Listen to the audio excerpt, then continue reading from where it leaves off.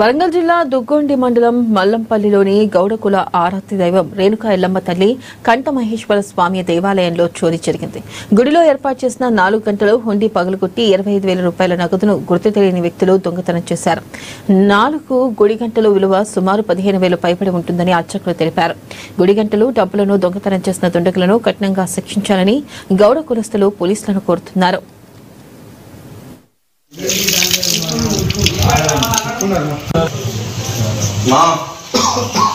ఉమ్మడి వరంగల్ జిల్లాలో మలంపల్లి గ్రామం ఇది. కాటమయ్య గుడి ఉన్నది. ఈ 4 సంవత్సరాల దీన్ని మంచిగా గుడి పెట్టించుకొని గంటలు మంచి బందోబస్తుగా పెట్టుకొని మంచిగా అంగరవేగంగా 6-5 లక్షలు ఖర్చు పెట్టుకొని మంచి పండుగ చేసుకున్నాం. గంటలు దొంగతనం జరిగింది. మొత్తం సోమవారం పొద్దున వరకు జరిగింది. అంటే సోమవారం నైటు మా తెల్లారితో మంగళవారం మేము పొద్దున నైటు వచ్చేసరికి 4 గంటలు పోయినాయి. సుమారుగా గంటలు వేలు వచ్చేసి 25,000 దాకా అవుతాయి. ఒక ఉండి దొంగతనం జరిగింది. అందులో 25,000 దాకా ఉన్నాయి అమౌంట్ పోయిందని కూర్చున్నాం.